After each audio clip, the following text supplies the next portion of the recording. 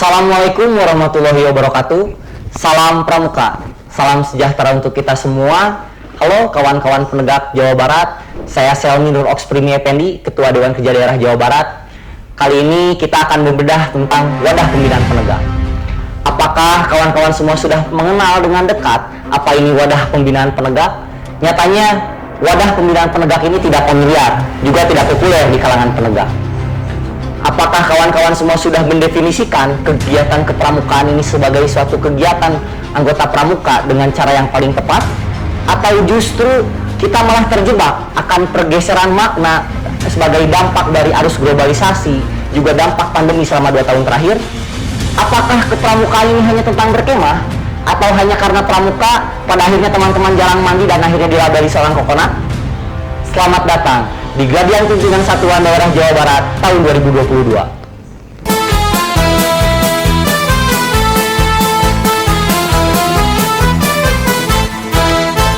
Sebelum kita membedah tentang wadah pembinaan penegak, kita ulas kembali terkait kepramukaan. Karena kepramukaanlah yang pada akhirnya ini bisa menurunkan ataupun melahirkan wadah pembinaan. Kita ulas kembali terkait fundamental gerakan pramuka yang sudah disampaikan di pematerian sebelumnya. Ada di sana definisi terkait pramuka, definisi dari gerakan pramuka, definisi dari pendidikan kepramukaan. Pramuka ini adalah orangnya, pendidikan kepramukaan adalah kegiatannya, dan gerakan pramuka adalah organisasinya.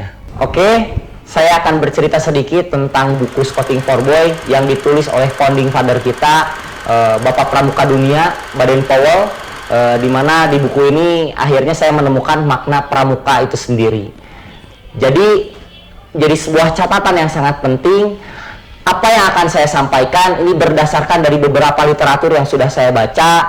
Ini asumsi pribadi, bukan kebenaran yang absolut. Jadi kawan-kawan bisa saja membantah, bisa saja mengkritisi, ataupun kawan-kawan bisa memaknai pramukaan ini menurut kawan-kawan sendiri. Ketika kawan-kawan buka Google dan mencari definisi kepramukaan, kurang lebih kawan-kawan akan menemukan kalimat seperti ini. Kepramukaan adalah proses pendidikan di luar lingkungan sekolah dan di luar lingkungan keluarga dalam bentuk kegiatan menarik, menyenangkan, sehat, teratur, terarah, praktis yang dilakukan di alam terbuka dengan prinsip dasar kepramukaan dan metode kepramukaan. Ya, kurang lebih begitulah bunyinya. Dan ada bahkan ratusan ataupun ribuan artikel seperti ini di internet yang bisa kawan-kawan temukan. Coba kita cari lagi bagaimana Google ini menggambarkan kepramukaan ini seperti apa.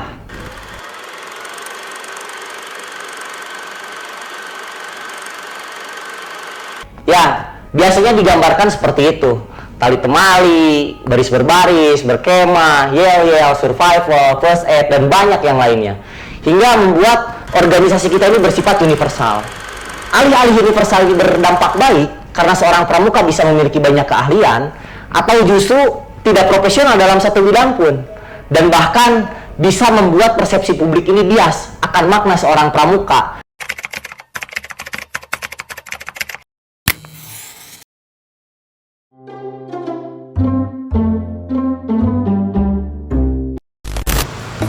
Pramuka ya apa? Terus berani kotor. Kita panas-panasan terus. Kalau untuk sekarang sih jarang lihat ya. Paling udah jarang lihat. Nggak kayak dulu kan. Kalau kayak dulu mah ya banyak gitu. Banyak lihat, terus banyak ke daerah-daerah kan. Kalau sekarang jarang kan. Pendidikan sekolah. Pada istilahnya anak-anak zaman sekarang main tidak karuan, mendingan diwadahi sama organisasi yaitu pramuka itu sendiri. Pramuka Cadung Mandi. Lantas, memaknai pramuka ini sebagai seorang yang melakukan banyak hal tadi sudah tepat? Tidak salah, hanya kurang dalam. Menurut saya, kita bisa memaknai pramuka ini lebih dalam lagi. Satu hal yang menjadi catatan sangat penting, ini tidak ada makna yang bisa diterima secara universal. Karena ya beda kepala, beda persepsi, beda pandangan, beda juga makna yang diterimanya. Walau demikian, bukan berarti pramuka tidak dapat diidentifikasi. Ya, untuk mengidentifikasinya, saya rasa Google dan Wikipedia pun ya tidak cukup. Kita harus kembali lagi ke masa lalu. kita membongkar lagi sejarahnya, kita bongkar lagi substansinya, kita harus tahu kapan dan di mana pramuka ini mulai dimunculkan, untuk apa pramuka ini dimunculkan, dan siapa yang memunculkan pramuka ini. Robert Stephenson Smith Baden-Powell melalui bukunya Scouting for Boy yang ia tulis tahun 1908 di Inggris, kepramukaan bukanlah suatu ilmu yang harus dipelajari secara tekun, bukan pula merupakan suatu kumpulan dari naskah-naskah, bukan. Kepramukaan adalah suatu permainan yang menyenangkan di alam terbuka, tempat orang dewasa dan anak-anak pergi bersama-sama, mengadakan pengembaraan seperti kakak beradik, membina kesehatan dan kebahagiaan, keterampilan dan kesediaan memberikan pertolongan. Oke, kita berfokus pada health, happiness, handicraft, helpfulness. Jadi, saya rasa tujuan dari pendidikan kepramukaan adalah spiritual, emosional, sosial, intelektual, dan fisik. Yang ini bisa kita singkat sesosif. Jadi ya semoga kawan-kawan semua masuk pramuka karena hal ini. Bahwa yang membedakan pramuka dengan organisasi yang lain adalah pendidikan karakternya. Bukan cari pacar gitu. Nah, maksudnya cari temen ya. Temen di POK, temen selipikol, human dairy, ataupun ya FWB gitu kan. Seharusnya menurut saya seorang pramuka adalah seorang yang memiliki watak, akhlak, dan budi pekerti luhur yang secara karakter ini paling baik di antara orang-orang di sekitarnya. Faktanya masih banyak orang di antara kita yang memaknai pramuka ini hanya dengan kegiatan-kegiatan yang tadi. Padahal itu adalah sebuah cara di mana melalui kegiatan berkemah dan yang lain tadi itu adalah cara di mana untuk pada akhirnya bisa membentuk karakter yang baik bagi seorang pramuka itu. Kembali lagi ke pembahasan mengenai wadah pembinaan, dari beberapa data tadi bisa kita analogikan bersama terkait wadah pembinaan.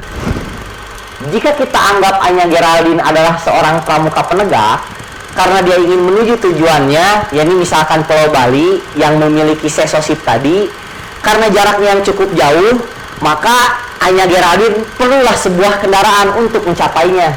Inilah kendaraannya, yakni wadah pembinaan pramuka penegak.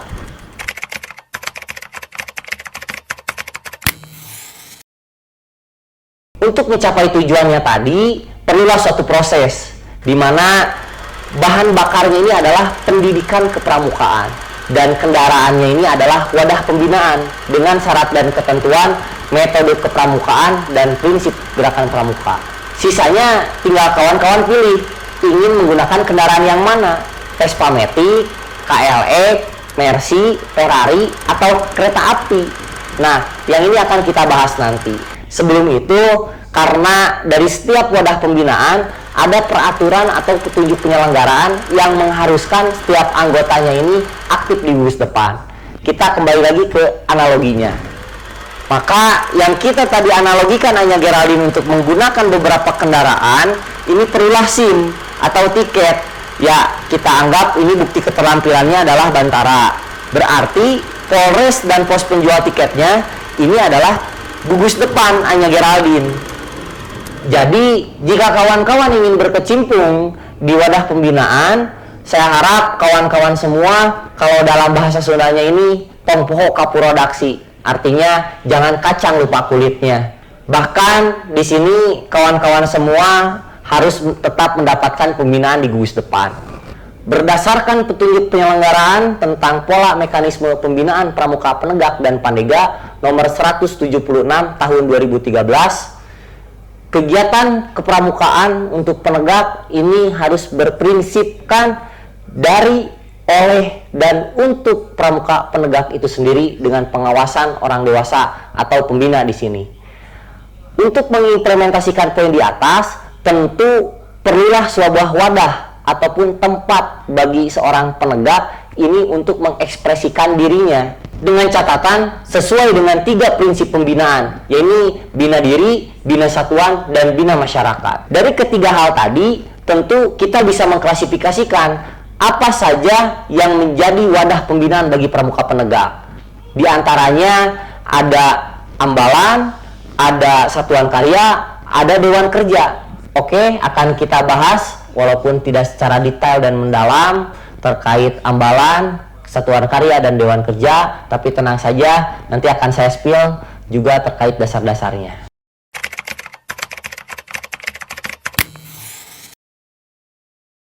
Ambalan di gugus depan. Berdasarkan petunjuk penyelenggaraan tentang gugus depan Gerakan Pramuka nomor 231 tahun 2007, ada beberapa syarat dan ketentuan, yakni ambalan penegak idealnya beranggotakan 12-32 orang, dibagi menjadi 3-4 sangga, di mana sangga ini merupakan satuan terkecil yang ada di ambalan, minimal beranggota 4-8 orang. Nama-nama sangga ini dipilih sesuai dengan aspirasi dan motivasi yang dimiliki oleh anggota sangganya. Ada perintis, pencoba, pendobrak, pelaksana, dan juga penegas. Nah, di ambalan pun bisa membentuk yang namanya sangga kerja untuk melakukan suatu kegiatan ataupun proyek. Ya, kalau di organisasi lain ini bisa dibilang kepanitiaan. Nah, bisa digarisbawahi yang namanya sangga kerja ini hanya untuk penegak saja. Nah, jika ada pandega ya tidak bisa disebut sangga kerja, karena di pandega ada juga yang namanya reka kerja. Dan yang namanya sangga kerja ini bersifat insidental, yaitu sementara ya teman-teman semua. Di ambalan perlu dibentuk yang namanya Dewan Ambalan, di mana dipimpin oleh seorang yang kita sebut adalah seorang pradana. Dan pradana ini dibersamai oleh yang namanya pemangku adat, krani sebagai sekretaris, bendahara, dan beberapa anggota. Dan pemilihan struktur ini dilakukan dalam musyawarah ambalan. Dan masa bakti Dewan Ambalan ini adalah 1 tahun.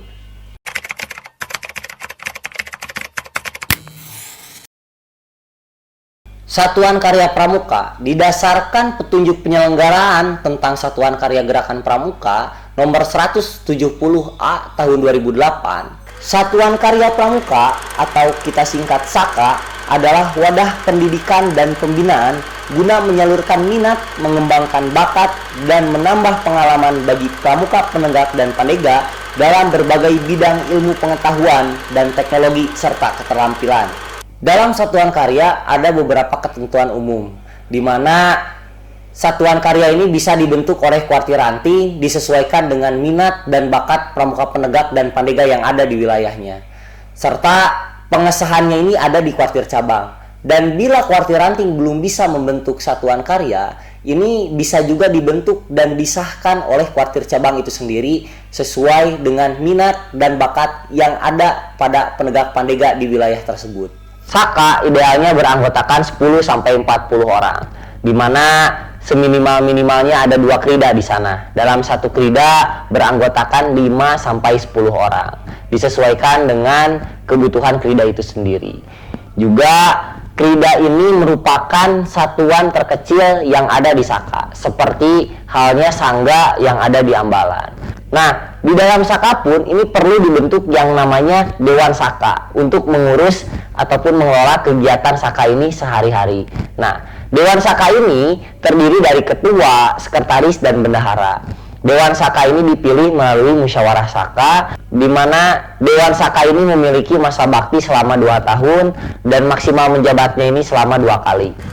Terdapat 8 satuan karya pramuka yang diatur dalam petunjuk penyelenggaraan satuan karya sesuai dengan kebidangan yang ada di dalamnya.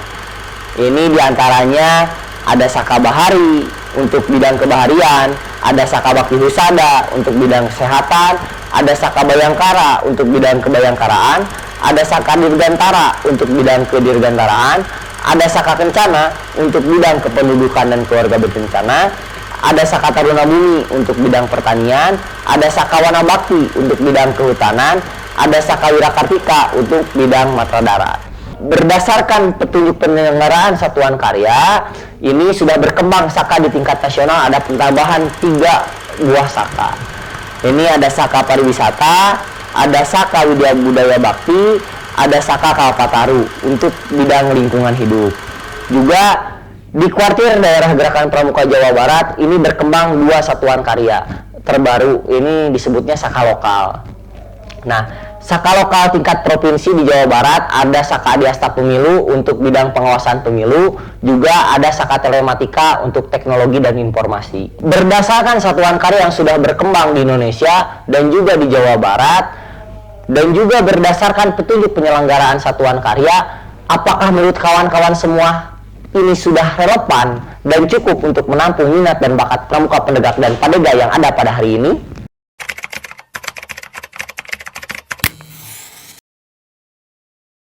Dewan Kerja.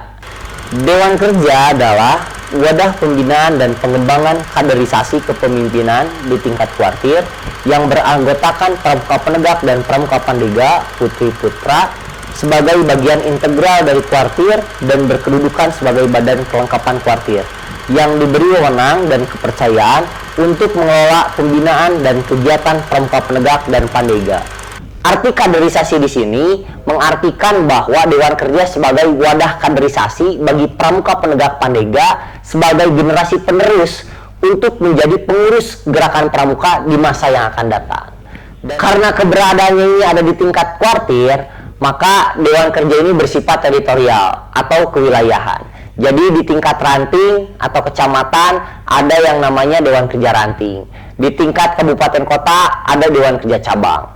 Di tingkat provinsi ada Dewan Kerja Daerah, dan di tingkat nasional ada Dewan Kerja Nasional. Ini merupakan suatu peluang bagi pramuka penegak dan pandega untuk berjenjang karir di Dewan Kerja hingga bisa melanglang buana hingga tingkat nasional. Dewan Kerja diatur dalam petunjuk penyelenggaraan tentang Dewan Kerja nomor 005 tahun 2017. Tugas Dewan Kerja ini untuk melaksanakan program kerja yang ada di dalam Dewan Kerja yang diputuskan dalam sidang paripurna yang dilakukan dalam waktu 1 tahun 1 kali. Dan dalam sidang paripurna ini dilakukan sebuah evaluasi juga perencanaan bagi pengelolaan dan pembinaan penegak dan pandega yang ada di wilayah kerja Dewan Kerja itu sendiri. Nah, jika kita analogikan, ketika Dewan Perwakilan Rakyat melakukan sidang paripurna, kita pun sama sebagai Dewan Kerja melakukan sidang paripurna. Jadi kita ini Dewan Kerja miniaturnya dari Dewan Perwakilan Rakyat. Ketika Dewan Perwakilan Rakyat mewakili rakyatnya, kita sebagai Dewan Kerja pun sama mewakili penegak dan pandega yang ada di wilayah kita. Saya sebagai Ketua Dewan Kerja Daerah Jawa Barat, ini hanya simulasi yang nantinya mungkin bisa menjadi Dewan Perwakilan Rakyat. Amin ya kawan-kawan semua. Jika semua Dewan Perwakilan Rakyat ini isinya adalah Dewan Kerja, maka ya korupsi tidak akan terjadi. Karena yang namanya Dewan Kerja itu akan memegang teguh yang namanya Trisatya dan Dasadharma. Kalau saya nanti menjadi Ketua Dewan Perwakilan Rakyat, insya Allah mic-nya tidak akan dimatikan. Kembali ke Dewan Kerja, sebagai posisinya tadi bagian integral atau badan kelengkapan dari kuartir. Jadi jika ada kuartir yang tidak ada Dewan Kerjanya, berarti kuartirnya ini tidak lengkap. Sudah jelas fungsi Dewan Kerja di sini sebagai pengelola program bagi penegak dan pandega yang ada di wilayah kerjanya, serta sebagai pemberi saran dan usul atas segala hal yang bersangkutan dengan penegak dan pandega kepada kuartirnya. Dewan Kerja bertanggung jawab pada musyawarah pramuka penegak, pandega, putri dan putra yang kita singkat ini Muspanitra, yang harus diadakan di akhir masa bakti, di mana masa bakti Dewan Kerja ini disesuaikan dengan masa bakti kuartirnya. Perbedaan Muspanitra dan sidang paripurna ini, evaluasi dan perencanaan kegiatannya ini bukan hanya selama 1 tahun, tapi selama masa bakti. Diatur bahwa struktur Dewan Kerja terdiri dari ketua, wakil ketua, sekretaris, bendahara, dan ada 4 bidang di dalamnya yang ada beberapa anggota. Yang pertama ada bidang kajian kepramukaan, bidang kegiatan, bidang pembinaan dan pengembangan, bidang penelitian dan evaluasi. Ketua dipilih melalui Muspanitra dan bisa berpasangan. Ketua dan wakil dipilih secara langsung ataupun dipilih secara terpisah. Kalau saya dipilih pada saat itu berpasangan dengan Teh Sophie Nurhayati, dipilih secara langsung oleh 27 kabupaten kota yang ada di Jawa Barat. Karena begitu kompleksnya permasalahan yang ada di Dewan Kerja, saya alami banyak sekali pembelajaran yang saya dapat. Seperti soft skill yang mungkin akan bisa bermanfaat di dunia karir nanti ataupun di kehidupan di masyarakat. Ini seperti kepemimpinan, manajemen organisasi, problem solving, manajemen konflik, hingga banyak sekali relasi yang saya dapatkan. Mengutip kata-kata Baden-Powell, pelaut ulung tidak terlahir dari laut yang tenang. Artinya banyak sekali ombak yang menerjang. Sebagai bukti konkretnya, banyak sekali purna Dewan Kerja yang akhirnya sukses di kehidupan karir ataupun di masyarakat. Di antaranya ada Kak Acep Somantri, purna Ketua Dewan Kerja Daerah Jawa Barat sebagai Konsulat Jenderal RI untuk Frankfurt, Jerman. Ada Kak Rido Fikardo, purna Dewan Kerja Nasional, juga purna Ketua Dewan Kerja Daerah Lampung, ini mantan Gubernur Lampung. Kak Serliana Vita, purna Wakil Ketua Dewan Kerja Nasional masa bakti 2013-2018, influencer yang mungkin sudah kawan-kawan kenal. Dan banyak juga yang lainnya yang tidak bisa saya sebutkan satu persatu karena memang begitu banyaknya.